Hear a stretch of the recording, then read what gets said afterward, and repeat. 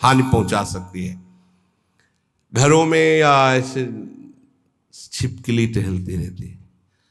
अब उसको तो ज्ञान नहीं, आपकी रसोई में 5 किलो दाल बन रही मानो, और उसमें जो वाष्प भाप बना, अब वो ऊपर चिपकी हुई, उसका चिपकने की पावर शक्ति कमजोर अचानक हुई, वो भागी और गिर गई। अब उबल रहा है, उबलने में उबल गई। अब वो अगर कोई खाएगा तो छिपकली के काटने में जहर नहीं, उसकी त्वचा में जहर है। ऐसे बहुत से कीट पतंगे, ऐसे बहुत सावधान। आप दूध उबाल रहे हैं, वहां खड़े हैं, नाम जप करते रहे, दूध उबल जाए, उतार करके जाली वाला ढक कर, बड़ी सावधानी, क्योंकि श्री जी को भोग लगाना है, संत जन प्रसाद पाएंगे। कई असावधानियां ऐसी होती हैं जिनमें कई जगह देखा गया है कि अस्पताल ले जाना पड़ा है। बहुत सावधान। छठवां, प्रभु की सेवा भय सहित और स्नेह रख करके करना। सातवां, हर उपासक को अपने देह को नाशवान समझकर छूटेगा, ये बात दिमाग में बैठा लेनी चाहिए वैष्णव को। ये शरीर नष्ट होगा, छूटेगा, आज नहीं तो कल छूटने वाला है। ये 84 लक्षणों में एक लक्षण ये भी। हर समय तुम्हारे दिमाग में बैठा रहे तुम्हारा शरीर छूटेगा, तो तुमसे पाप ही नहीं होगा कि यार जब शरीर ही छूटना है तो पाप कर्म काहे को करे। अपने देह को अनित्य समझना कि ये छूटेगा। आठवां, सत्संग में प्रधानता अपने ही रस के वैष्णव की करे। अपने ही रस के वैष्णव की करे। अगर अपने रस का वैष्णव नहीं है तो फिर बिल्कुल नहीं, हमें ऐसा संग नहीं करना, हमें ऐसे प्रवचन नहीं सुनने।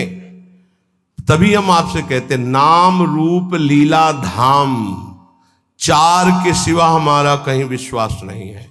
या तो नाम की चर्चा करो, या रूप की, या लीला की, या धाम की, इन्हीं के सिद्धांतों की चर्चा। ये कलिकाल मलायतन मन कर देख विचार, बड़ी मलिनता छा रही कलयुग में।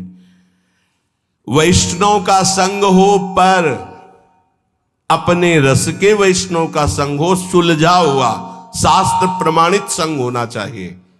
गुरु के बिना समाधान नहीं हो सकता। तो कह रहे वैष्णव सत्संग करे, पर ऐसे जन का संग करे जो सुलझा हुआ सत्संग हो, हमको उलझा न दे।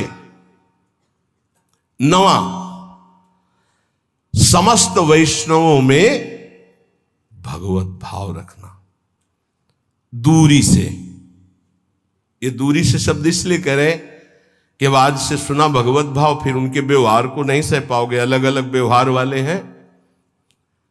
दृष्टि गई वैष्णव नमस्कार। इष्ट मिले और मन मिले, मिले भजन रसरीति, तहां तो निसंक होए मिलिए, तासु कीजिए प्रीति। नहीं तो नमस्कार सबको है, भगवत भाव सब में है। भगवत भाव रखना, बर्ताव की बात नहीं कर रहे। समदर्शिना, भगवत भाव दर्शिना, बर्ताव नहीं। संग तो करो समझ कर। ऊपर पहले वर्णन हुआ, वैष्णव संग करो उन्हीं रसिक महापुरुषों का जहां तुम्हें संशय न हो। सब में भगवत भाव रखना है। 10वां, अपनी बुद्धि को अपने इष्ट में स्थिर कर देना। जैसे कल एक अनन्य उपासक बाहर कहीं के हैं, वो आए और उन्होंने कहा कि राधा नाम की इतनी प्रियता हो गई कि अब और नाम का कीर्तन, जैसे गांव में प्रभात फेरी में होता है, तो जब राधा नाम का कीर्तन सब गाते हैं तो हम गाते हैं, इसके बाद जब और गाते हैं तो हम नहीं गाते हैं। तो मन में लगता है कहीं अपराध तो नहीं बन रहा है। वो आपसे जानकारी करना चाहते हैं। बिल्कुल रुचि नहीं है अन्य, ना बोलने की, ना सुनने की, ना गाने की। हमारा कोई ऐसा नहीं है, पर हमारी रुचि ही नहीं है। जब राधा नाम गाया जाता है तो मैं गाता हूं, नहीं तो मौन हो जाता हूं। क्या यह अपराध तो नहीं? हम कहा अपराध नहीं, तो धन्य भाग है। वही तो महाप्रभु हरिवंश चंद्र जी कह रहे, रसना कटो जो अन रटो, निरखी अन फुटो नैन, श्रवण फुटो जो अन सुनो, श्री राधा जस बहन। मीरा जी ने जब पद लिखा प्रश्न करके गोस्वामी जी को, तो गिरधर से प्रीति की बात कह के लिखी। और गोस्वामी जी ने जब उत्तर दिया तो लिखा, जाके प्रिय न राम वैदेही, तजिए ताहि कोटि बैरी सम जत्यप परम सने। गिरधर गोपाल शब्द नहीं लिखा, लिखा जाके प्रिय न राम वैदेही, अपने इष्ट की अनन्यता। वो अपने इष्ट की अनन्यता से प्रश्न कर रहे हैं, वो अपने इष्ट की अनन्यता से उत्तर दे रहे हैं। अपने इष्ट में बुद्धि स्थिर हो जाना, किसी भी प्रसंग से बुद्धि को विचलित ना करना, अपने इष्ट से। 11वां, श्री भगवान के दर्शन होंगे ऐसी आशा रखना। ये वैष्णव धर्म है। हमें इसी जन्म में भगवत साक्षात्कार होगा, ये दृढ़ आशा रखना। 12वां, आसुरी भाव वाले लोगों का संग न करना। ऐसे आसुरी पुरुषों का संग न करे जो आपके भगवत दर्शन की आशा तोड़ दें, भगवत भजन की आशा तोड़ दें। 13वां, प्रसाद बहुत समझ बूझ के ही लेना। वैष्णव को किसका भोग लगा हुआ है, कैसा वैष्णव है, क्या उसका पद्धति है, ये समझ बूझ करके। हाँ, जहां महारानी जो नहीं है, कई ऐसे अलग अलग भाव वाले जन हैं, अपने अपने भाव के अनुसार हमको अपने इष्ट मिले और मन मिले। खान पान तो कीजिए रसिक मंडली माए, जिनके और उपासना तहां उचित ध्रुनाए। पक्का, ये पक्का। संभव हो जानकारी करके ही प्रसाद ले, नहीं तो उपवास, इष्ट की अनन्यता।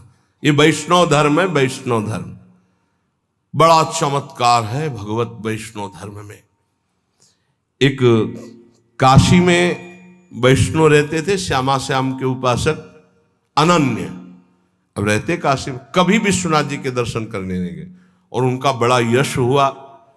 तो विश्वनाथ जी की जो प्रधान सेवक थे वो बड़े ज्योतिषाचार्य थे। तो थोड़ा ईर्ष्या सी हुई कि इतने प्रसिद्ध है वैष्णव, और परम वैष्णवाचार्य भगवान महादेव जी के दर्शन करने नहीं आते, काशी में रहते हैं, और विश्वनाथ जी के दर्शन करने एक बार भी नहीं आए। इतने थे कि नाम से, समय से, ज्योतिष की गणित लगाने में बड़े प्रवीण। उन्होंने गणित लगाई तो लिखा था कि आज के दूसरे दिन दोपहर के 12 बजे म्लेच्छ सेना आएगी और वो आक्रमण करके सब नष्ट भ्रष्ट कर देगी उनको। उनके मन में आया कि 1 बजे चलेंगे और फिर उनको बोलेंगे कि जिनकी नगरी में रहते हो उनके दर्शन करने नहीं आए तो उसका तुम्हें फल मिला कि देखो सब नष्ट भ्रष्ट हो गया। 1 बजे दूसरे दिन गए, ज्योतिष उनकी बिल्कुल साक्षात। गए तो नहा स्नान करके नए कपड़ा पहन रहे थे। ठाकुर जी भी वैसे, सब घर वैसा, कोई म्लेच्छ सेना नहीं है, और वो कपड़ा बदल रहे थे, नए कपड़ा। तो उनका आओ आओ, आज तो बड़ी कृपा हुई भगवान शंकर की कि आप स्वयं चलकर दर्शन दिए, इसका मतलब भगवान शिव हम पर प्रसन्न है।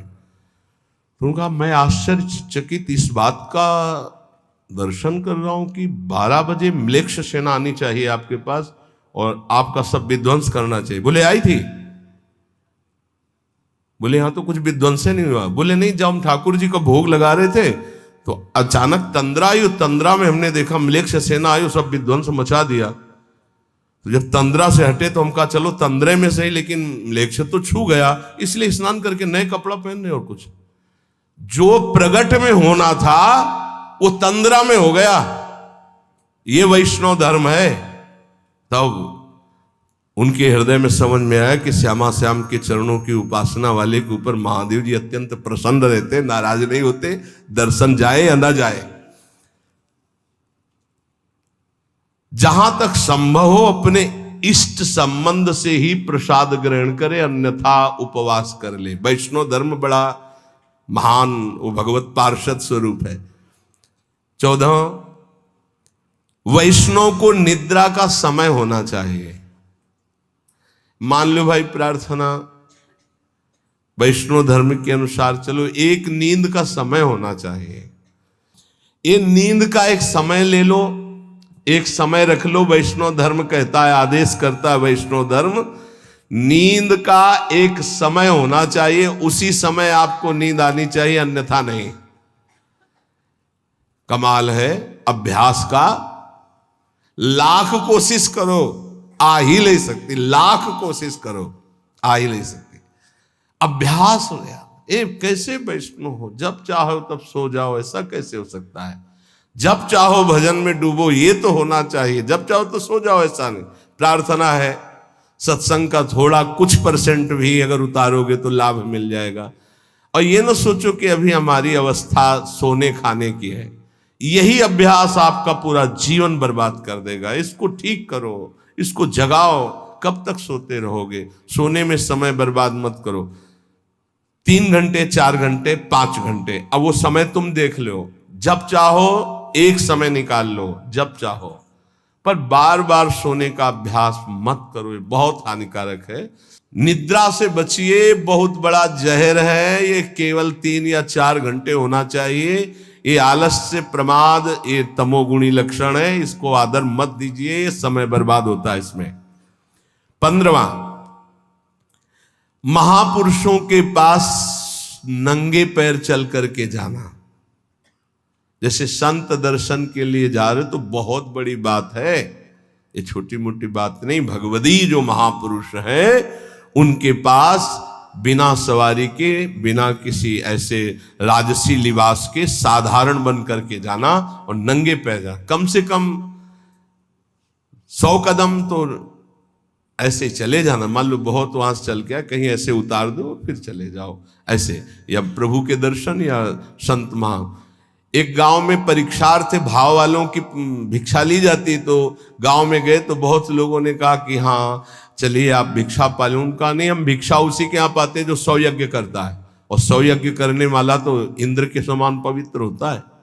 100 यज्ञ कौन करेगा? गांव वालों ने कहा कि ये तो बड़ी समस्या आ गई, महात्मा भूखा गांव से जाएगा और 100 यज्ञ तो यहाँ के एक ही यज्ञ करना मुश्किल है। तो एक नववधू थी जो बचपन से सत्संग सुनती थी, उसने कहा हमें ले चलो महात्मा के पास, वो पा लेंगे। अरे बोले किसी के हाथ से नहीं पा रहे, तेरे हाथ से। बोले ले चलो। तो नंगे पैर कपड़े से ढक कर भोग सामग्री लेके गए। बोले पाओ महाराज। बोले सुना नहीं मेरा नियम यहाँ कि 100 यज्ञ करने वाले के हाथ में। बोले 100 यज्ञ तो बहुत थोड़ी होती है। बोले ये दोहा आपको याद है? संत मिलन को चालिए तजी माया अभिमान, ज्यों ज्यों पग आगे पढ़े कोटिन यज्ञ समान। जैसे जैसे आगे चरण बढ़ाए जाते हैं वो करोड़ों यज्ञ, तो आप 100 काट ले उसमें, हमारी तो बहुत जमा है, तत्काल पा लिए भाव। किसी भी भगवदीय महापुरुष के पास दैन्य होकर नंगे पग जाना। 16वां, किसी के घोर अपराध करने पर भी क्रोध ना करना। ये वैष्णव धर्म है, क्योंकि क्रोध करने से भगवद आवेश का प्रादुर्भाव नहीं होगा। और वैष्णव वही जिसमें भगवद आवेश आता हो। बोले अब ये नहीं बोल रहे, अब तो साक्षात श्री भगवान बोल रहे हैं। किसी के ऊपर क्रोध नहीं करना। क्रोध करने से हृदय में भगवद आवेश नहीं आएगा। 17वां, जहां अपने भागवत धर्म की विरुद्ध चर्चा हो रही हो वहां मौन धारण करके तत्काल चल देना चाहिए। मौन धारण करके झगड़ा नहीं करना, वहां से तत्काल चल देना चाहिए। प्रायः जो लोग पूर्ण ज्ञानी नहीं हैं वो ऐसी बातें करने लगते हैं। तो हमको ऐसी बातें नहीं सुननी जहां प्रभु के नाम रूप लीला धाम की अवहेलना हो रही हो। जहां स्वधर्म के विरुद्ध चर्चा होती हो वहां से मौन होकर उठकर चल देना चाहिए। 18वां, जो कंठी तिलक गुरुमंत्र नहीं लिए हैं, अभी बड़ी समस्या वाला है। हम उसके हाथ का पानी और भोजन ना पाए, फिर बड़ी समस्या हो जाएगी। पति कंठी तिलक लिए, पत्नी लिए नहीं, या पत्नी लिए है तो पति नहीं लिए, बड़ी समस्या है। तो इन्हीं समस्याओं का समाधान हो जाना, वैष्णव धर्म पर स्थित हो जाना है बहुत कठिन। ये हितधाम में जब चर्चा हुई थी तो एक बार लौट करके पूज्य बाबा जो राधा नाम कीर्तन करते थे तो उनको कीर्तनिया बाबा कहते थे, बड़े ही प्रेमी स्वभाव। लौट के आए, बोले महाराज इस चर्चा से तो बड़ी खलबली मच गई। बोले कितने परिवार टूट जाएंगे आपने जो चर्चा की है। अब वो पत्नी के हाथ का कैसे पाएगा वैष्णव जिसके गले में कंठी नहीं है। और अवैष्णव, देखो जो वैष्णव धर्म कहता है उसके अनुसार हमको चलने की बात कही गई है। अगर कहीं किसी को ऐसा संयोग बैठता है कि ऐसा नहीं है तो उसमें भगवत भाव करके काम चलाए, नहीं तो परिवार टूट जाएगा। अब वो नहीं, तुम कंठी तिलक बांधे हो, वो नहीं बांधना चाहती, या वो बांधे तुम नहीं बांधना चाहते, तो बड़ा विरुद्ध हो जाएगा। तो हम उस पर भगवत भाव करते हैं, मेरे प्रभु इस रूप में विराजमान, अपने भाव को चलाते। वैसे ये काम चलाऊ बात है, स्थायी बात का जो यहां निर्णय, अवैष्णव के हाथ का पानी या भोजन रांधा हुआ वैष्णव जन को, क्योंकि प्रभु को हमें भोग लगाना, प्रभु को पाना है, बड़ा है कठिन ये बड़ा। मान लो आप पूरा परिवार वैष्णव लेकिन रिश्ते नातेदारी में गए, बड़ी समस्याएं आ जाएंगी। आप किसी के ब्याह में गए तो वहां रसोईया कंठी तिलक वाला था कि नहीं, बोले नहीं था, बोले हम नहीं पा सकते, बड़ी समस्याएं आ जाएगी। और इन्हीं समस्याओं पर लड़ करके जो आगे बढ़ता है वही भगवत पार्षद पद प्राप्त करता है। भोजन संभल जाए तो भगवत प्राप्ति दुर्लभ नहीं है, क्योंकि भोजन से ही बुद्धि का प्रभाव बदलता है। अवैष्णव के वैसे वैष्णव सिद्धांत कहता है 19वां सिद्धांत है भाई, 84 सिद्धांत है, समझ लीजिए। अवैष्णव के हाथ से अपनी ठाकुर सेवा में सेवा शामिल न करना, कोई भी सेवा शामिल नहीं। आप दीक्षित नहीं, आप हमें जल नहीं दे सकते हम श्री जी को स्नान कराने के लिए, वो हम स्वयं अपने हाथ से करें। अगर सम्मिलित हो सेवा में तो कंठी तिलक वैष्णव होना ही चाहिए, ऐसा आदेश है शास्त्र का। 20वां, हर परिस्थिति में धैर्य को कभी न खोना, कुछ भी हो जाए धैर्य न खोना। जैसे अपने एक ब्रजवासी बलराम जी बता रहे थे कि हमारे पड़ोस में एक नियम पूर्वक वैष्णव भजन करते थे। उनके एक ही बेटा थे, वो मथुरा गए हुए थे, एक्सीडेंट हुआ और मथुरा में ही, तो उनके पास सूचना है कि तुम्हारा बेटा एक्सीडेंट में मारा गया। तो उनका मर गया है? बोले हाँ मर गया। बोले आप लोग लाओ हमारा, जब तक माला पूरा नहीं होगा तो हम नहीं उठेंगे।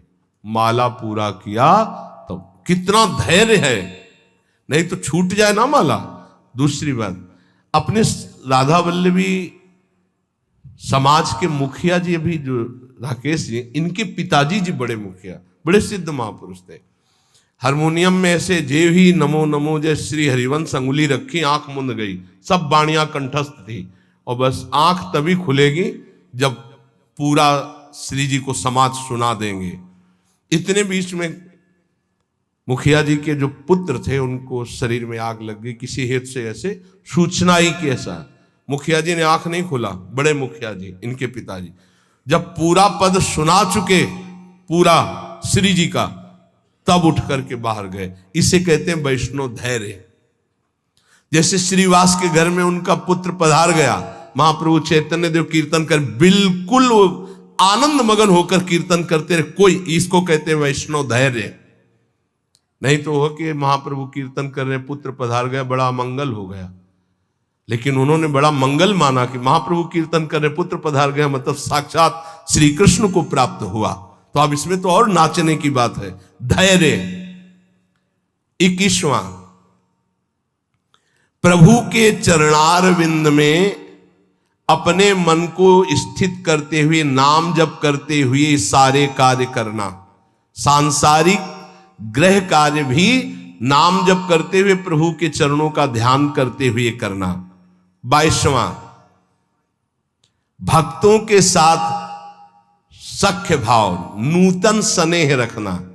जैसे कोई अपना सगा मित्र आवे तो आओ, अरे बड़े भाग्य आप, संत को देखते ही, भक्त वैष्णव को देखते ही हमारे हृदय में ऐसे आह्लाद हो। 23वां, भगवत सेवा या संत सेवा या गुरु सेवा के अवसर पर बात न करना, और करना तो ऐसे ऐसे की जाती। अगर हम भगवत सेवा कर रहे हैं, कोई बात करनी तो ऐसे करना है किसी संत के सामने ऐसे बात करना है, गुरुजनों के सामने ऐसे। उच्च स्वर से प्रलाप ना करें। 24वां, सेवा करते समय अत्यंत सौभाग्य माने।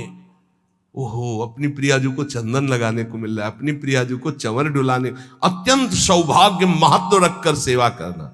25वां, प्रभु की सेवा करके प्रभु से कभी कोई सेवा के लिए भी वस्तु न मांगना। सेवा करते हुए सेवा के लिए भी, खस का ही थ्रोता तो बढ़िया है। क्यों? प्रभु को जो पसंद। एक बार हमने कहा था अगर इत्र नहीं होगा तो हम चमेली की शीशी ले आएंगे, उसका भी पैसा नहीं होगा तो पानी है। हम आपके सेवक हैं, वस्तुओं से सेवा नहीं, प्राण समर्पित करके। अब वस्तु स्वाभाविक है, उसी से सेवा करेंगे। प्रभु की सेवा करके प्रभु से सेवा की वस्तु भी ना मांगना। अपने लिए तो बात जाने दो। तो बोले फिर कैसे काम चलेगा? तो सर्वज्ञ प्रभु अपने आप व्यवस्था करेंगे, जितने में दे उतने में राजी रहो। जथा लाभ संतोष सदा काहो सो कछु न चाहोगे। 26वां,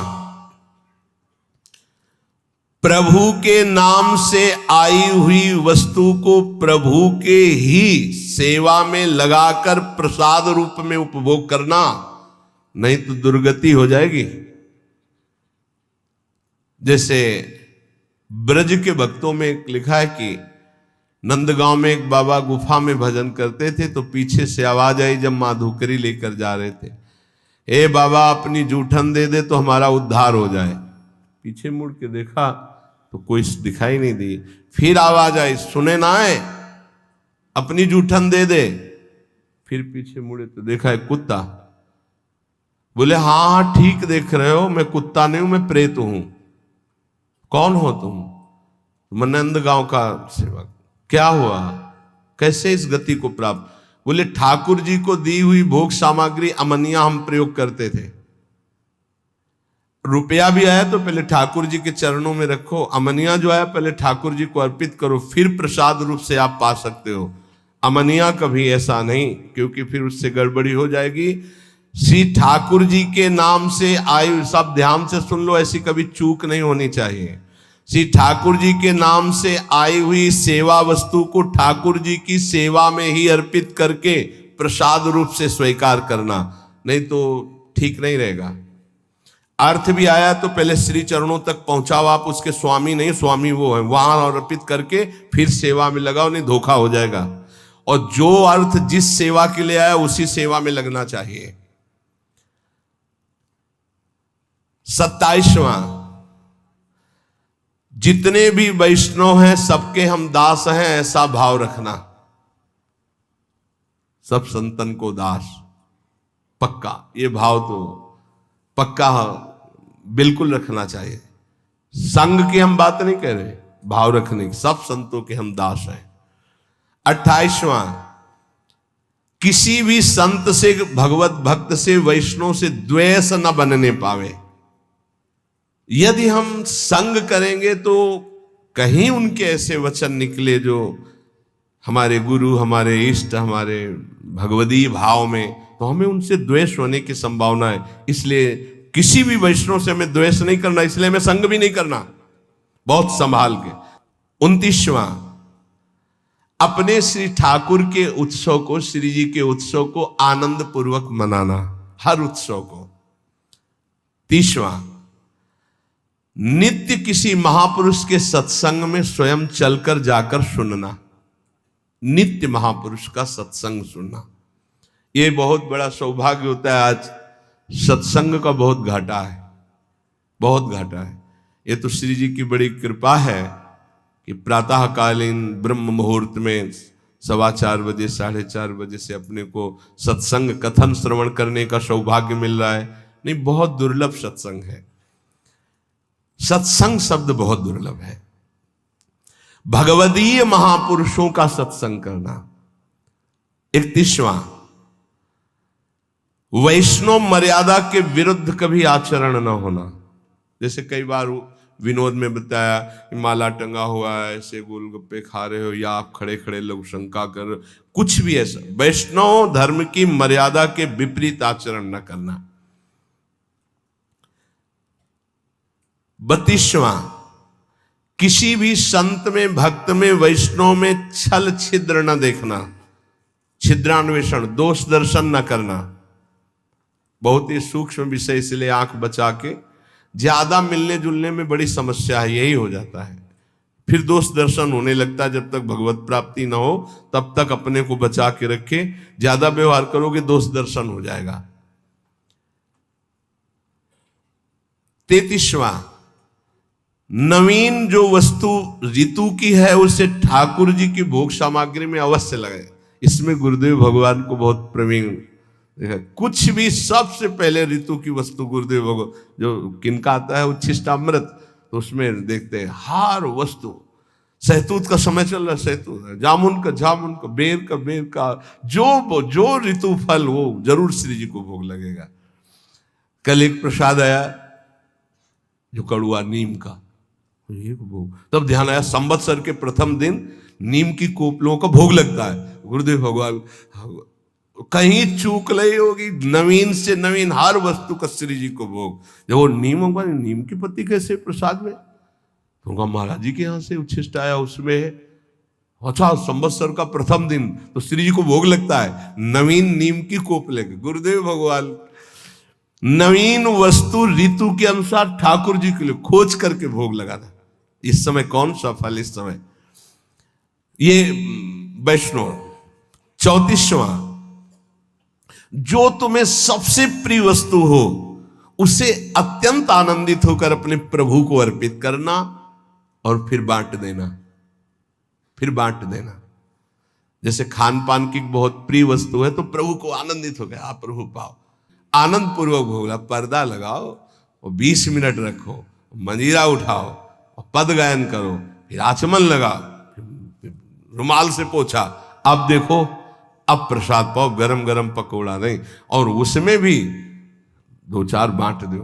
कैसे बांट दें, कुछ पशु पक्षी ब्रज के हैं या जो बाहर है, पूरा जो बहुत प्रिय वस्तु हो भोग लगा के पूरा नहीं पाना, थोड़ा उसे बांटो प्रिय वस्तु को। 35वां, कुछ भी हानि हो जाए, हमारे ठाकुर चिंतन और ठाकुर सेवा हो रही, इससे बड़ा कोई लाभ नहीं, हमें शोक नहीं करना, कुछ भी हानि हो जाए। 36वां, बड़े से बड़े सुख और दुख में ठाकुर जी के सिवा हमें और ना हर्षित होना है ना शोकित होना है। आ जाए तो जय श्री राधे और चला जाए सब तो जय श्री राधे, सुख दुख में समान भाव रखना। 37वां, स्वयं अपने आचार्य ग्रंथ का नित्य पाठ करना, आचार्य ग्रंथ का। 38वां, श्री सर्वोत्तम प्रियालाल को पद सुनाते हुए हर सेवा का, जैसे स्नान कर रहे हैं तो स्नान का पद है, भोग लगा रहे तो भोग का पद है, आरती का तो आरती, पदों के द्वारा श्री ठाकुर जी की प्रियाजू की सेवा करना। 39वां, यमुनाष्टक का नित्य पाठ करना, क्योंकि दुरंत मोह का नाश करके यही राधिका पते पदाब्ज भक्ति मुत्तमा मवाप्यसा ध्रुवम भवित परत्र तत्प्रियानुगा, बहुत जल्दी लाभ मिल जाएगा। 3 बार यमुनाष्टक का पाठ करने के लिए महाप्रभु ने कहा है, प्रातः मध्याह्न सायं, और इससे आपके हृदय में प्रिया प्रीतम की भक्ति और प्रियानुगा, प्रिया सहचरी भाव भी आ जाएगा और मोह का नाश हो जाएगा। मोह भंजन के लिए 3 बार यमुनाष्टक का, हमें लगता है अगर जल्दी से करो तो 10 मिनट में हो जाएगा, 10-15 मिनट में हो जाएगा, जल्दी करे तो 5 ही मिनट में हो जाएगा। तो कितना सस्ता सौदा है, 3 बार हम पाठ करें यमुनाष्टक का। ये 39वां। 40वां, प्रभु की जन्माष्टमी जन्मदिन आदि को उत्सव मनाना, मंगलमय संत सेवा करना, वैष्णव जनों को पवाना, ऐसा। 41वां, ठाकुर जी की जो सेवा सामग्री, जो पात्र हैं, उनको बहुत पवित्र रखना, मार्जन करने के बाद तांबे के पात्र में अगर ऐसे रख दो तो दाग लग जाता है। चमकना चाहिए श्री जी की सेवा में जाए तो उसको धो के कपड़े से तुरंत पोंछ करके सुखा के, तो उसमें दाग नहीं। अगर धो के ऐसे रख दिया तो फिर दाग लग जाएगा। धो के और सूखे कपड़े से रगड़, पवित्र कपड़े से, ऐसे नहीं कि वही कपड़े से रोज पोंछ दिए, रोज कपड़ा धुलेगा रोज, ऐसे सेवाएं नहीं थी बहुत। और वो गुरुजनों की नजर में जो सेवा करते हैं वही उसमें प्रवीण हो पाते हैं, नहीं तो कई तरह की सेवा में त्रुटियां देखी जाती हैं। ठाकुर जी की सेवा के लिए पात्र सामग्री सब पवित्र। डलिया फूल की ऐसे उठा के नहीं ली जाती, पहले धोई जाती है। पता नहीं कौन सा जीव उसमें बैठा रहा है। पहले हाथ धो, डलिया धो, फिर पुष्प चयन करो सीधे डलिया पे, हाथ में नहीं, हाथ से चयन करके डलिया पे, भले 2 फूल हैं, और फिर उन्हें सम्मान पूर्वक श्री जी की सेवा में। ऐसे ही हर पात्र, श्री जी के पात्र को श्री जी के समान आदर देना चाहिए। ऐसा नहीं कि तांबे का वो पात्र है, ऐसा क्यों? श्री जी के समान श्री जी के पात्र जो सेवा पात्र वैसे आदर दिया जाता है। पूज्य श्री पंडित गया प्रसाद जी जब सोहनी घिस जाती तो छाती से लगा के ऐसे, फिर गिरिराज जी की तलहटी में जाके रज में, और कहते आपके द्वारा बहुत सेवा हुई लाडले ठाकुर की, आप बहुत कृपामयी। फिर सोहनी को रज में ऐसे, वैसा सम्मान। 42वां, कोई भी बिना भोग लगे हुए जल या वस्तु ग्रहण न करना, असमर्पित वस्त्र भी न ग्रहण करना। आपको कुछ भी पहनना है तो पहले प्रभु को अर्पित कीजिए।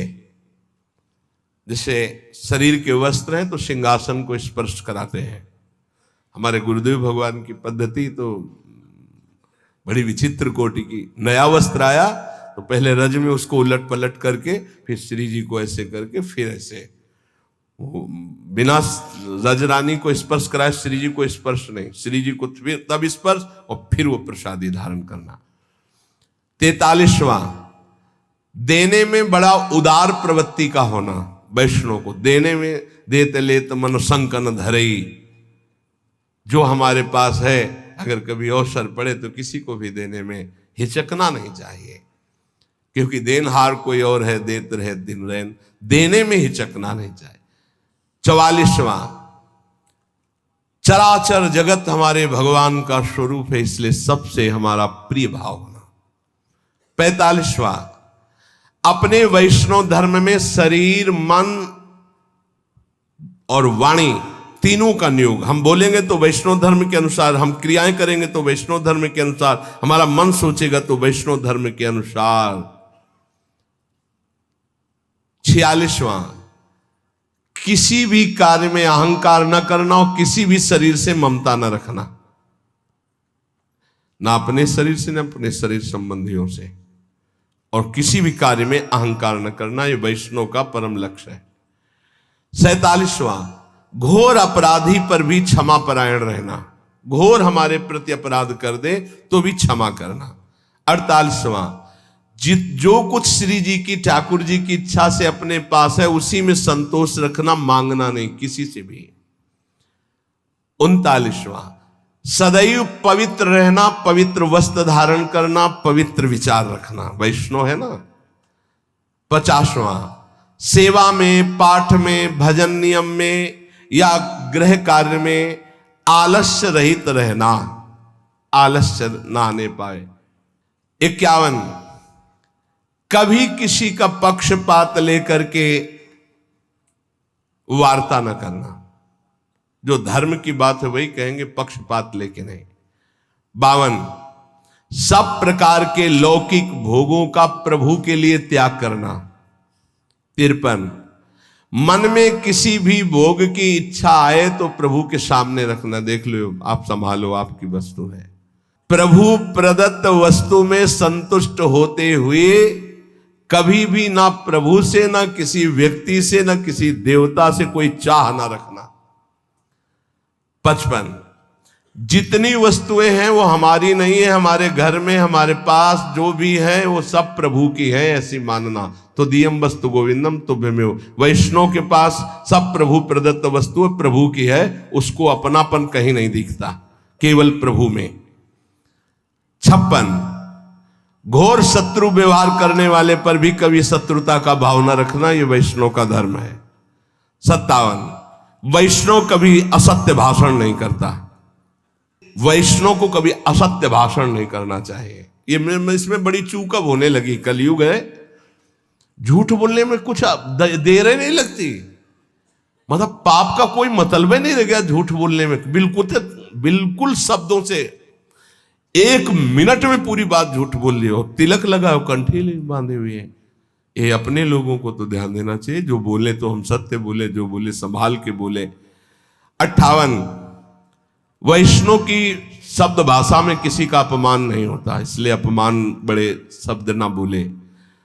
और 59, अपनी निंदा होने पर प्रसन्न रहे, दूसरे की निंदा होने लगे तो कान में उंगली डाल के वहां से चल दे। बहुत सुंदर सुंदर धर्म है। 60, अपने चित्त को स्थिर रखते हुए सदैव आराध्य देव के नाम का प्रधान चिंतन रखना। 61, इंद्रियों के विषयों में इंद्रियों की प्रीति होती है पर हम उसको नहीं भोगेंगे प्रभु की प्राप्ति के लिए। 62, स्त्री पुत्र घर आदि मेरे गोविंद का है, मेरा नहीं है, ऐसी भावना रखना। 63, स्त्री पुत्र आदि के बिछुड़ने पर दुख ना मानना, क्योंकि वो प्रभु के थे, प्रभु ने ले लिया है अपनी सेवा में। देखो वैष्णव धर्म, एक आए थे तो उन्होंने कहा हमारा अकेला पुत्र था, पधार गया, भगवान पे अश्रद्धा हो गई। स्त्री 62, स्त्री पुत्र ग्रह आदि गोविंद के हैं, ऐसा भाव रखना। 63, स्त्री पुत्र आदि के बिछुड़ने पर दुख न मानना, भगवान की वस्तु भगवान ने अपनी सेवा में ले ली। 64, किसी भी बात का घमंड न करना कि मैं वैष्णव हूं, मैं भजनानंदी हूं, मैं अमुक जितेंद्री हूं, त्यागी हूं, कोई भी। 65, आर्जव, बहुत सरल स्वभाव, कुटिलता रहित, सरल स्वभाव न मन कुटिलाई, वैष्णव का सरल स्वभाव होता है। 66, भाषण प्रिय हितकर सत्य, सत्य बोलना है पर प्रिय और हितकर बोलना है। 67, सदैव संभाषण के बीच में इष्ट का नाम उच्चारण करते रहे, राधा राधा, फिर बात राधा, ये वैष्णव का लक्षण है। हमने चित्रकूट में देखा, वो राम जी की इच्छा से आज ऐसा ऐसा ऐसा, राम जी की इच्छा से, वो राम जी की सैकड़ों बार शब्द में बोल, राम जी की, बहुत अच्छा लगा। ऐसे ही श्री जी की इच्छा से ऐसा, श्री जी, किशोरी जी की इच्छा थी तो परिक्रमा चले गए, फिर परिक्रमा से किशोरी जी की इच्छा से ऐसा।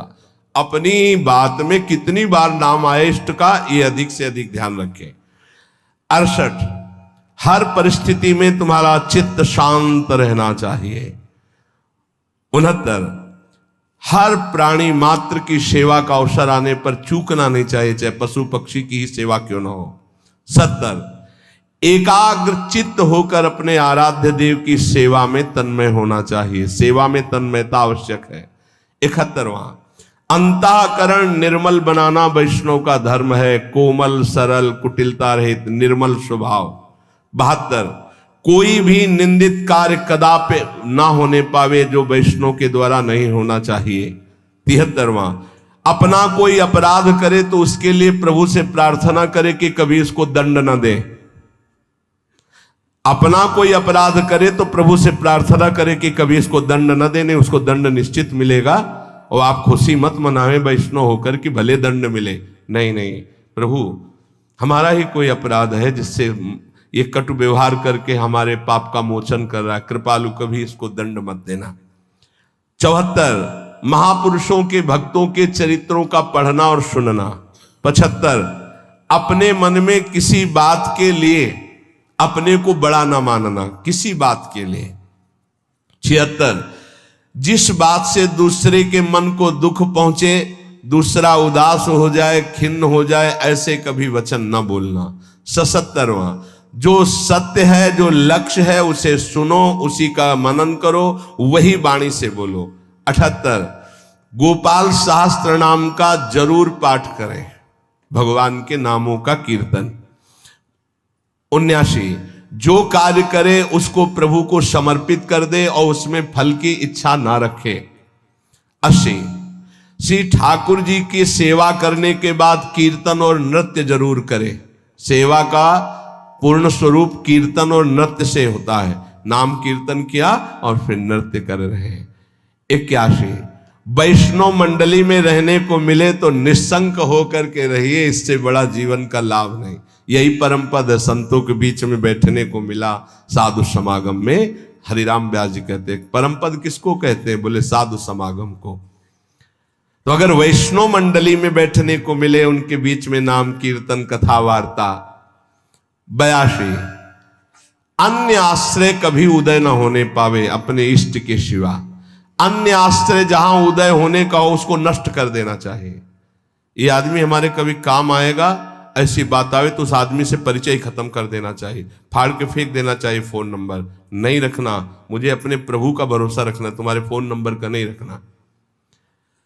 प्रभु के शरणागत होकर के किसी अन्य देवता आदि की आराधना करके फल आकांक्षा करना यह कलंक है।